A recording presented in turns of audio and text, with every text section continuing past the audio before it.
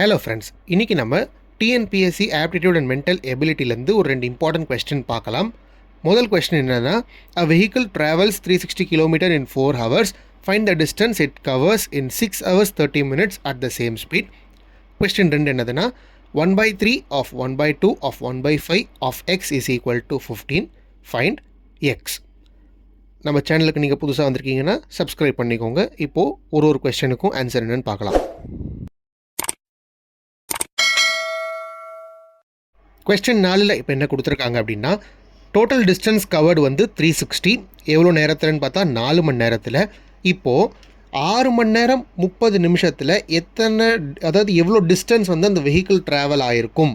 இந்த கேஸ் எப்போனா ஒரே ஸ்பீடில் அந்த வெஹிக்கிள் ட்ராவல் ஆகிருக்கு அப்படின்னா 6 மணி நேரம் 30 நிமிஷத்தில் அந்த வெஹிக்கிள் எவ்வளோ ட்ராவல் ஆகிருக்கும். 4 மணி நேரத்தில் 360 கிலோமீட்டர் போயிருக்கு, 6 மணி நேரம் 30 நிமிஷத்தில் எவ்வளோ போயிருக்குன்றது தான் நம்மளுடைய கேள்வி. இப்போ 4 மணி நேரத்துக்கு 360, அப்போ 1 மணி நேரத்துக்கு கேல்குலேட் பண்ணணும் அப்படின்னா 4 ஒன்றாக்குற மாதிரி, அதாவது 4 டிவைடட் பை 4 1 வரும். அப்போ 360 டிவைடட் பை 4 பண்ணால் 90 கிலோமீட்டர் வரும். அப்போனா 4 மணி நேரத்துக்கு 360, 1 மணி நேரத்துக்கு 90 கிலோமீட்டர் ட்ராவல் ஆகிருக்கு. அப்போது அரை மணி நேரத்துக்கு அதில் பாதி, 1 மணி நேரத்துக்கு 90 கிலோமீட்டர்னால் அரை மணி நேரத்துக்கு 30 நிமிஷத்துக்கு 45 கிலோமீட்டர் ட்ராவல் ஆகிருக்கும். இப்போ நம்ம கேள்வி என்னது, find the distance for 6 hours 30 minutes. ஒரே ஸ்பீடு மெயின்டைன் பண்ணுது, 6 ஹவர்ஸ் 30 மினிட்ஸ். அப்போது 1 மணி நேரத்துக்கு 90 கிலோமீட்டரு, அரை மணி நேரத்துக்கு 45 கிலோமீட்டரு.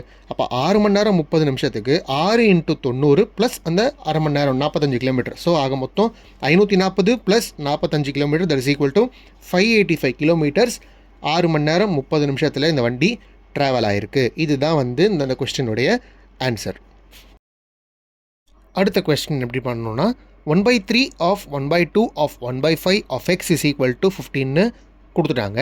இதை நம்ம வந்து இந்த ஆஃபை வந்து ப்ராக்கெட்டாக சேஞ்ச் பண்ணிக்கலாம்.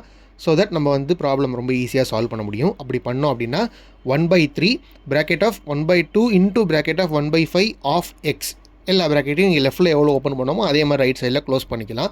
இதுக்கு என்ன அர்த்தம் அப்படின்னா, அந்த எக்ஸுக்கு பக்கத்தில் இருக்கக்கூடிய 1/5 வந்து ஃபஸ்ட்டு எக்ஸால் மல்டிப்ளை பண்ணி வர ஆன்சர், அதை வந்து 1/2ஓட மல்டிப்ளை பண்ணணும், திருப்பி வர ஆன்சரை 1/3ஓட மல்டிப்ளை பண்ணணும். இதுதான் concept. That is equal to 15ன்னு சொல்லிட்டாங்க.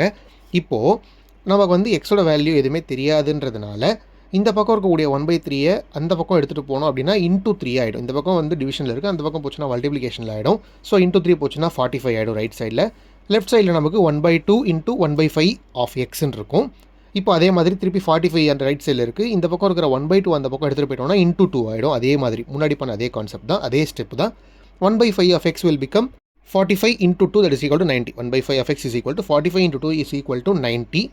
இப்போது எக்ஸு இந்த பக்கம் வச்சுக்கிட்டு 1/5 அந்த பக்கம் எடுத்துகிட்டு போயிட்டோம்னா இன்டூ 5 ஆகிடும். 90 × 5 வந்து 450. அதுதான் வந்து எக்ஸோடைய வேல்யூ. ஸோ இந்த எக்ஸோட வேல்யூ வந்து 450. இதுதான் வந்து 5th கொஸ்டினுடைய சொல்யூஷன். நன்றி நண்பர்களே. உங்களுக்கு ஏதாவது டவுட் இருந்ததுன்னா கமெண்ட் செக்ஷனில் கமெண்ட் பண்ணுங்கள். அடுத்த வீடியோவில் சந்திப்போம்.